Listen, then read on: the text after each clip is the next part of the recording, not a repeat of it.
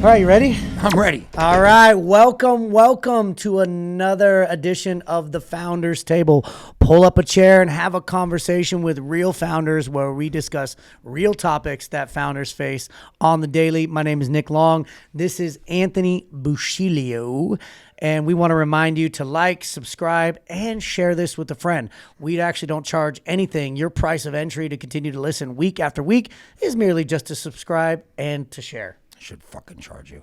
We should charge them. We should charge them. All right, so you know you follow the socials too. So you know how this works. We actually we went through and we talked about like all the issues that founders face, and we put them onto these cards. Well, we didn't put them. Mackenzie did it, so we have no idea what we're going to pull. That's right. So on here are topics that founders often face. We have no idea what we're about to face when we pull these, but we know that we can face them because we've faced them many times before. All right, I think I'm going to go with, is this pink? What color is this? This is like salmon? Salmon. Opinion on negative feedback. Opinion on negative feedback. That's a good one. That's a good one. Well, I hate fucking people who only give negative feedback and no positive feedback. Oh, I thought you were going to say I hate people who give me negative feedback. No. We do you have people that only give you negative feedback? Right, you just have you have people, I mean, just put it this way. How many times you go to a restaurant, you had a time of your life? Great meal. Yeah. But how many times did that happen to you? Hundreds and hundreds, right? How many times did you go on when you got home and give them a nice, big, fat, good review? I've never given a review in my life. Okay. Now, how many times have you had like a horrible experience? You were just at table that night. Shit just went wrong. You know, your steak was horrible. The waiter fucking spilled a drink on your wife. You know, have you ever written a negative review? No. Never. No. Okay. Most people will very easily go home after that and say it was the worst experience they ever had. I'll never go back there again. But they might have been to that place 20 times before that and crushed it every time and never left a good review. You know, so we have that. That happens here with our business too. Right. You know, we make it, we push really hard to generate reviews on for our our business, obviously on Yelp and on Google and on Facebook, Bird Eye, everywhere. And the way we get positive feedback is not because people are just inclined to do it. You have to beg them for it. It's because right? we ask them for it all the time. For it. It's become a part of our culture where anybody in customer service or customer success at the end of every phone call says, hey, would you do me a favor? If you're happy with our services and happy with the way we treat you as a customer, could you leave a review? I'm going to send you the link right now. And that's how we generate. We have like 6,000 reviews. Wow. But if we just waited for people to give them, we'd have none and probably 100 bad ones, because no matter what, we've had 100,000 customers over the past 5 years that have enrolled into our products. And we have probably like 80 or 100 bad reviews, because it's just going to happen. Numbers, yeah. Who's not happy with what or whatever.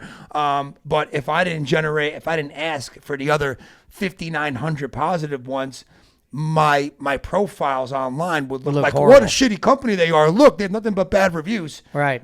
Because if you don't ask people for positive, they naturally just do negative, which is fucking crazy. Well, I think that's the point right there, is that like human beings actually, like that's a great point. Human beings actually tend to go negative. Yeah, always. Like it's the craziest thing. Yep. It's the craziest thing. It's like you can always find a problem that you're looking for. Dude, people would much rather bitch and complain than to be happy and positive about things. It's amazing. Yeah. Dude, have you ever just like walked around and just like smiled at people and waved? Like people get weird. Yeah. they get really weird. But the human brain, for some reason, I don't know if it's fight or flight or just, the amount of information that we have coming at us on a day-to-day basis, like we actually wake up in this negative state. And I forget the statistic, but if you have a roof over your head, like a bed that you're sleeping on, predictable meals, and clothes on your back, you're ahead of like 97% of the world's population. I just talked about this in the little morning meeting I had with a group of guys. I was like, hey man, look, I'm like, I'm always putting myself every morning in a state of gratitude. Because first of all, it's impossible to be angry when you're in a state of gratitude. Absolutely. Right? And I said, look, and we talked about this on last week's show. I said, look, we're here, we're comfortable, we got clothes on, we have the ability to make money by talking on the fucking phone. And when some people don't even have running water to drink, Right. or can't even shower every day, Right. I'm like, things aren't bad. I'm like, so whatever you got to do to put yourself, which I do my routine, and like I sent you a gratitude text, and whoever else I send them to every day, because are things really that bad for you to bitch No. and fucking complain that much about life? Really what it is like we believe we should be somewhere, right? And because we're not where we believe we should be, then our perceived kind of place is worse than it actually is in You in fucking reality. got yourself there. Well, if last week's episode was all about commitments or lack of commitment. But opinion on negative feedback. So I think it's just feedback. One way or another, it's just feedback. Like you could replace the word negative with positive. It's just feedback. Data, opinions, like it's just feedback. That's all it is. What you do with it is now like up to you. Yeah. Right? Yep. Like if you have a challenging conversation and you're challenging me on something, I can go, you know what? F that guy, dude. He's always busting my balls about this and that. And I can take it and I can deflect it. I can push it away from myself. Or I go, you know what? Man, there was some truth in what he said. What is my truth in that? Like what am I doing or not doing that's making him have that perceived opinion of me? Or is that person just a jerk off and always negative? Yeah, or do I just need to like move on? You know, like those people that just are always like nitpicking at you. I can't have those fucking people around me, bro. I get them out of my life too. Me too. I will not surround myself with people that are like that. It's the worst. Unless it's appropriate negative feedback for a certain reason for me to utilize to make things better. Like the fucking bitching, the complaining, man. I can't take it. I don't want to fucking be around it. I don't want those people in my lives ever. Well, because you wear it.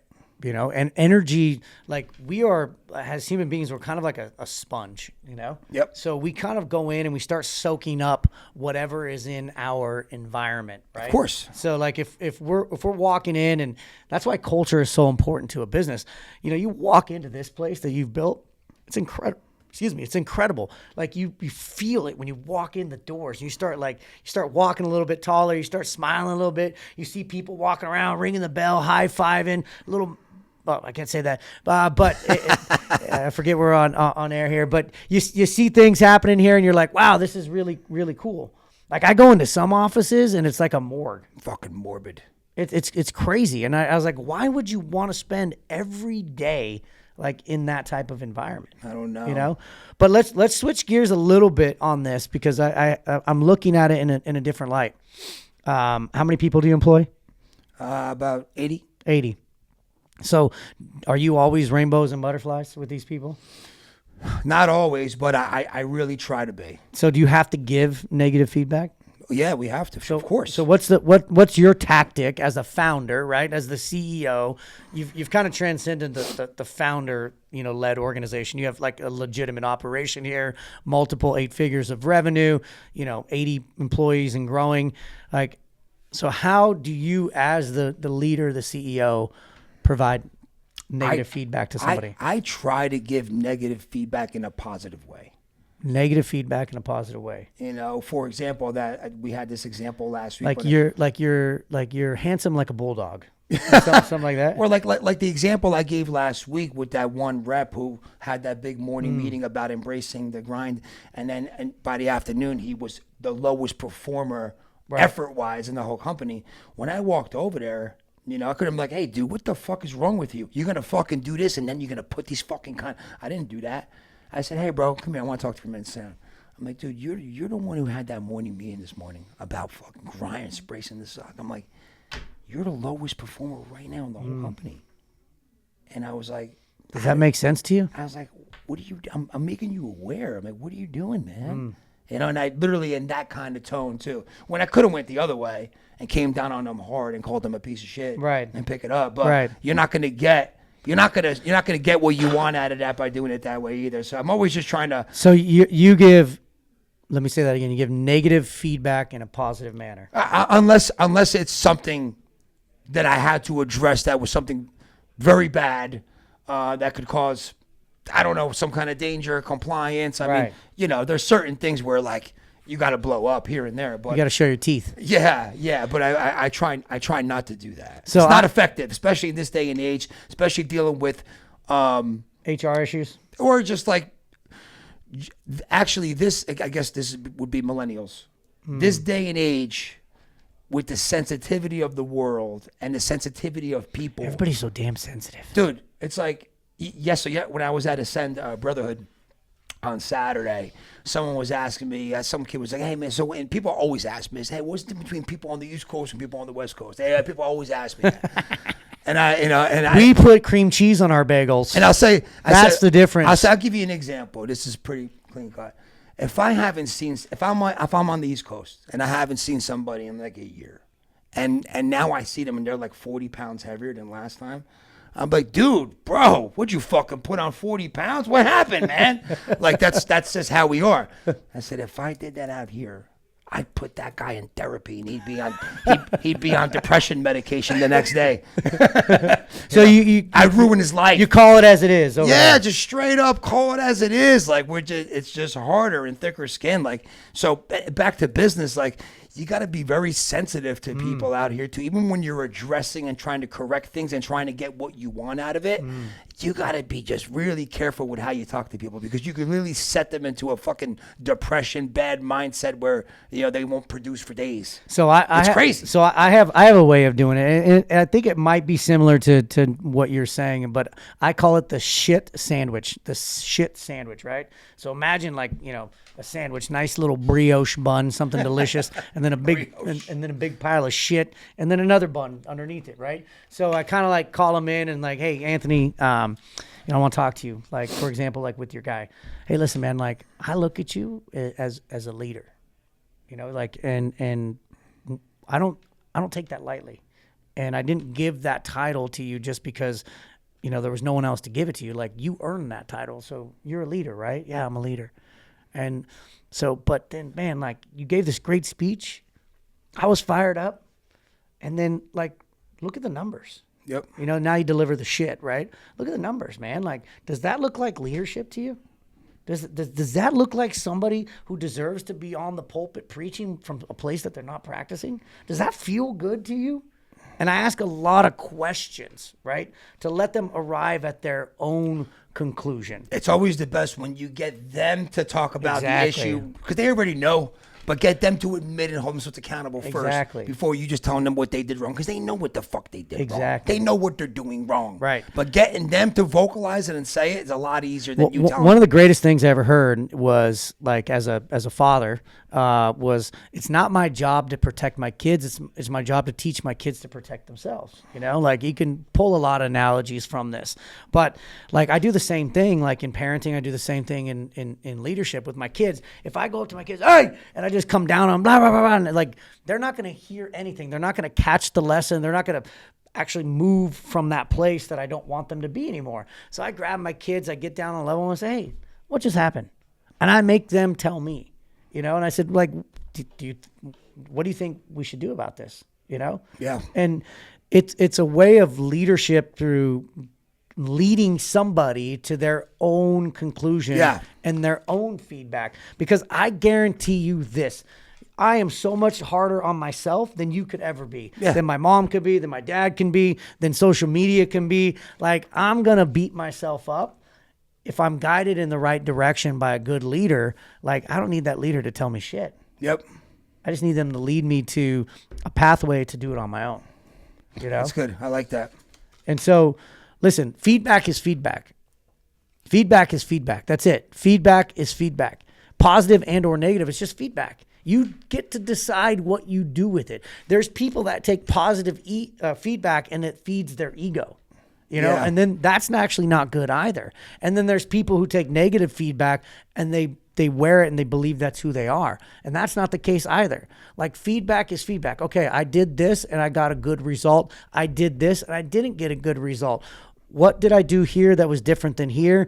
And then going back to last week's episode, how can I make some commitments to eliminate the negative, to amplify the positive, and then honor those commitments and end up in a dividend daily. Like, it's not freaking rocket science. Nope. I wish there was, like, some secret formula that only the elite knew. No, the elite know how to take feedback. The elite know how to honor commitments, How to handle situations. and how to put cream cheese on their goddamn bagel. Oh, here, I got actually something to bring up right here. It's a little bit off the beaten path, but I want to see how you would handle this By the situation. way, so can I give you some feedback? Butterwood toasted bagel is tremendous, by the way. It's better than cream cheese. But go ahead. Well, actually, let's make a note. Let's have Mackenzie make a note. Will you eat a bagel next week? With butter? Yeah. I'm on a diet. Well, will you eat one? Yeah, I'll have one. All right, let's get some butter on it. But let's actually do a side by side where we have like butter and we have the cream cheese. So last week's episode, I don't know if you knew, this guy put me on blast about my eyebrows or lack thereof. But I'm sitting here looking at you, man, and you got some fur on your ears. You look like Yoda. I know. I forgot to shave this morning. That's on both. Like Yoda. There's like a couple stragglers. Stragglers, bro. Are they huge? Yeah, like there's more hair on your ears than there are on your head. He's making it up. I'm not making it up. Come look at this. Trying to find a jab. All right, so listen, how would you handle the situation? Okay. So it was Saturday night. I left. I was with Keith and the guys. Yep. And we didn't eat that much. My wife was like, "I'm starving." I'm like, let's go somewhere to find something to eat. It was late. It was like 11:30. We never go out and grab something to eat. And over here, California, there's no fucking diners. I mean, in New Jersey, there's 24-hour diners fucking everywhere, and there's none here in California. It's retarded. Okay, sorry, I can't say that word either over here. God forbid I go to jail. All right, so we're on the way to this place, Eureka in Aliso Viejo, right? That's open. Only place open till 12:30. So I'm at a red light. I'm at the light, and there's cars are on the other side waiting for the left turn lane. Mm-hmm. My thing turns green. I start going. This fucking guy goes through the red light. I honk the horn. He clips me. He clipped you in front of my car. What? I'm like, what the? And then as I stopped, and then not that hard, but he clipped me, and then he pulls over there, right? So I whip my car, and I pull out, right? I get out of the fucking car. Wow. So before the guy gets out, he's starting to get out. I go, what the fuck are you doing? Kid gets out. It was a young kid. He's shaking, and he's like, "Oh my god! Oh my god! Oh my god! Oh my god!" I'm like, well, take it easy, take it easy. He's like, "Oh my god! I'm so sorry. I'm so sorry. I'm so sorry." I'm like, "All right." How old of a kid? Like 16, 17? 17. Wow. I go, calm down. I immediately felt bad, like a parent. Went into parent mode. I go, "Oh my god!" He pulls. Oh my god! Oh my god! I'm like, "E, are you okay?" Yeah. I'm like, "Oh, look, nobody's hurt. Nobody's hurt. Relax." Yeah. Pull him to the side. He's hyperventilating. I'm like, I gotta call my mom. Like, yeah, you know what? Good idea.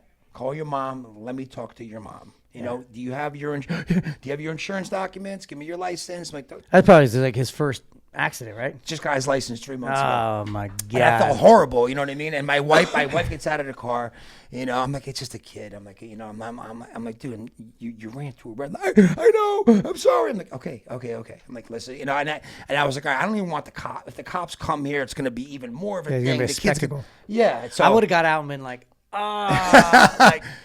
Cracked my fucking bumper, the whole thing.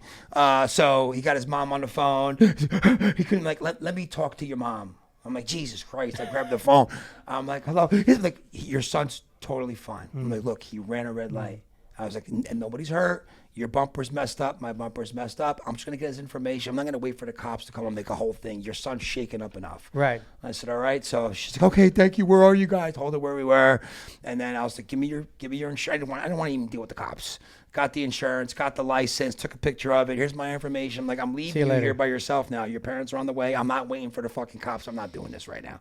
I said, I'll handle it with your parents, I left them there, and then the mother called me. We're with my son now. I'm like, look, nobody's hurt. All that matters is that nobody is hurt. It's just a fucking car. That's it. We'll get it fixed. I'm like, your son's, he just got his license. I'm sorry. I'm like, stop apologizing. Yeah. I'm like, but he did go through a red light. It's called an accident. Yeah. They don't call them purposes. Yeah, and then the next day, the father called me. He's like, hey, I'm like, look, he's like, can I come by? Yeah, come by my house. Let me show you the damage.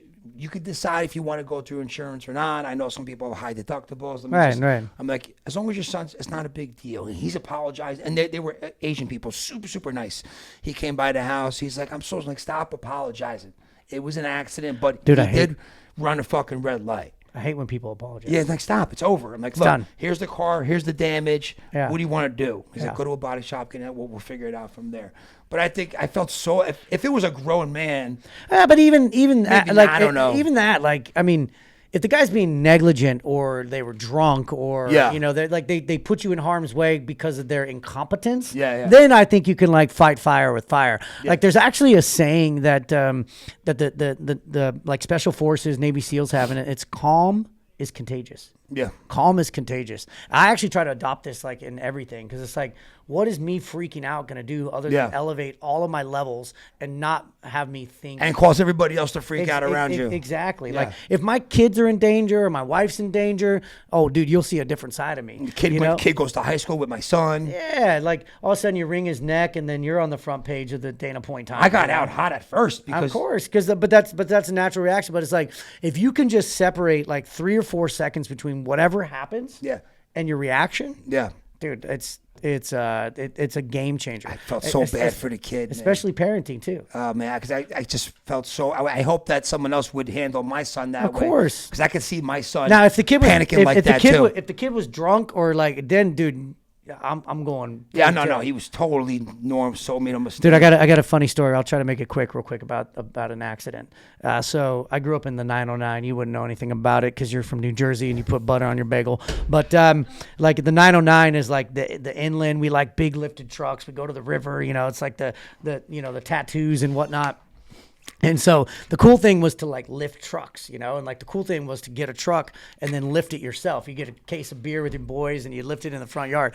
So I had an Expedition, you know, an Expedition, Yeah, a of Ford course. Expedition. So I lifted it, I put it on 35-inch tires. Thing was like immaculate, looked like Gravedigger, like it was, and like, dude, like that's like a baller status. I was like 18 or 19 years old, right?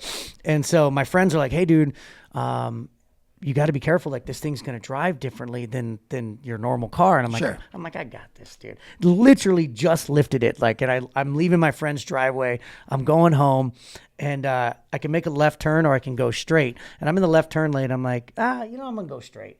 So I put the car in reverse and I look behind me. There's nobody behind me, and I back up. Boom. And I'm like, I look in my mirrors. I don't see anything. And I'm like, vroom, vroom. And I'm like, what the hell? So I pull forward a little bit and I don't see anything. So I put it in reverse again. Boom! And I hear this like big like crash. I'm like, what the hell? And I give it some more gas. I thought it was like a log or something, right? I pull forward, dude. There's these 2 sweet little Asian ladies like in a C-Class Mercedes, dude. I backed up onto their hood. like Gravedigger. Not only did I back up on their hood, I pulled forward and I reversed and came back at them again and kept hitting them. They were like, dude, they were terrified. Dude. They cracked their window like this. They cracked their window like this big. Like, But did the tires go up on the hood? up on the hood. Dude, my bumper came up on their hood. You could have crushed them. I know. I know, man. Anyway, talk about negative. After you first hit it, you didn't get out of the car to go look. Hey, you know, I pulled forward. I pulled forward. pulled forward. I didn't see anything. And then, dude, can you imagine their perspective? Like sitting in the car, the taillights come on. They're like, "Nah, he's not gonna do it." And then, boom, and then like, and then like, taillights go off. I pull forward, And then again. taillights come on. Holy shit. Dude, they would not get out of the car. Oh, What an asshole. dude! It was so funny. It was so funny. Anyway, All right. yeah. So that's it for today's. Hey, we hope your bagel is buttered. We hope that your bank account is full. Hope you got eyebrows. And we hope you pull up a chair next week when Anthony's ears have less hair. This is the Founders Table. We're out.